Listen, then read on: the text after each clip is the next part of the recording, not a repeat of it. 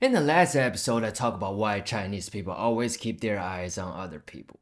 Not for the purpose of caring, but to protect their own interests.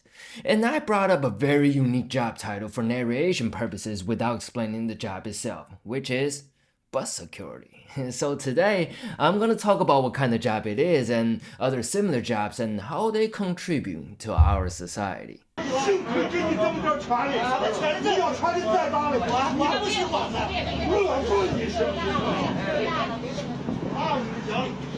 Bus security's job is to prevent any unnecessary conflicts between passengers, make sure everybody has a safe and peaceful ride.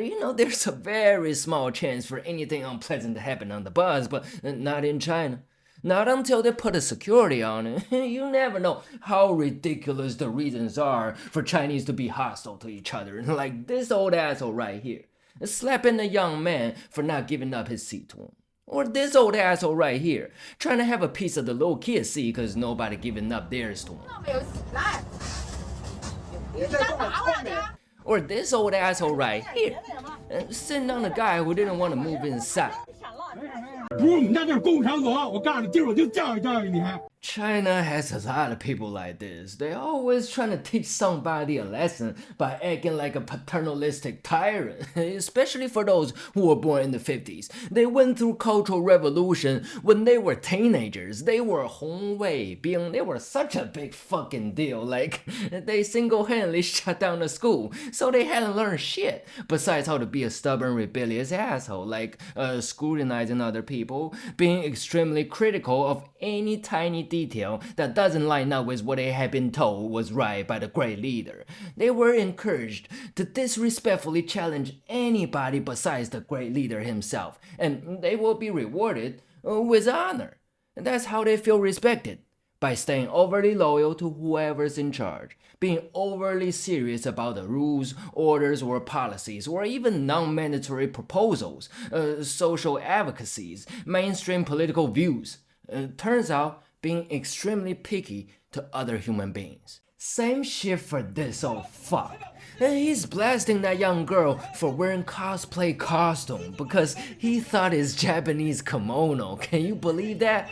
Saying she's disgraceful.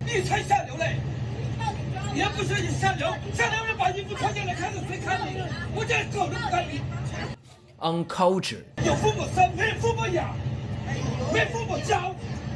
Call her a traitor. And he's disgusted.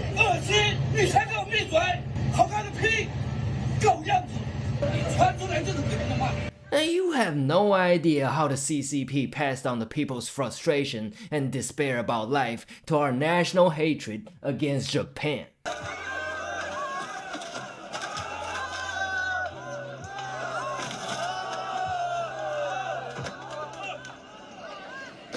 So, because our people are poorly influenced, you never know what kind of stupid shit some motherfucker might come up with from their fucked up values, and you don't know how bad a situation could escalate.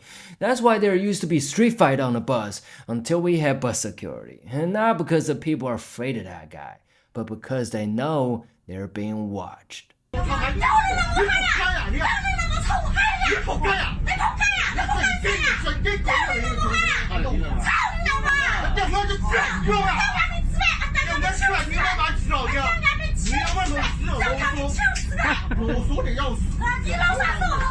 So the most important part of bus security's job is being present. The reason I said this job is pointless in the last episode is because if Chinese people are well influenced, have basic respect, are not so mean to each other, don't start any stupid shit, anything happen accidentally, people know how to say sorry, any bumping shoulder or stepping on somebody's foot is easily forgiven, then we can use our tax money on building schools or inventing technologies and shit. This type of job's existence is solely a disgrace of our nation. It alludes to how fucked up we could potentially treat each other without supervising.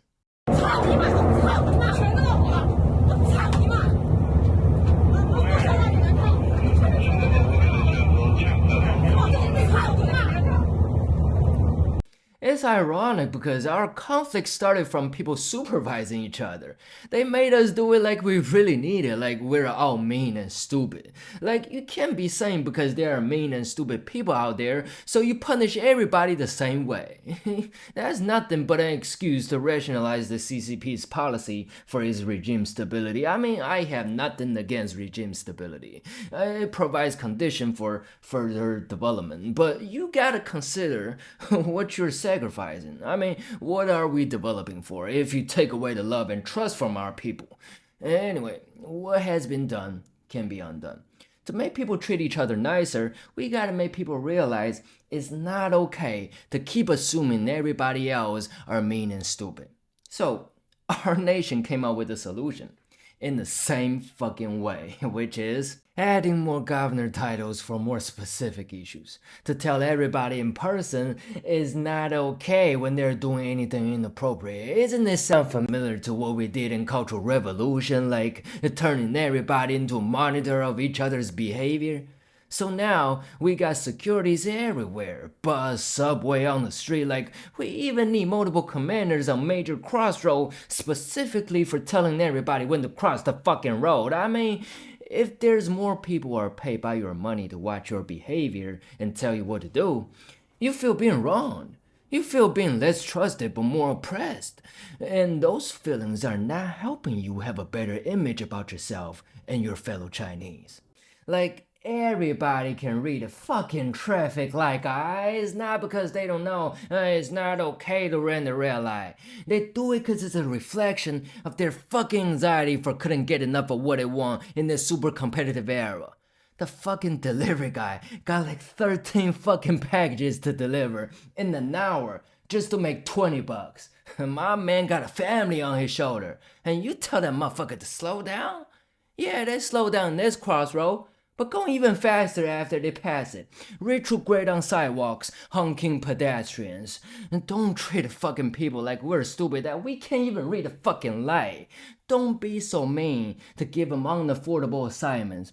Don't make your people believe money is the solution to all their problems. That's what you gotta do. That's the real solution to your people's problem. By not treating them like they're stupid or being mean to them.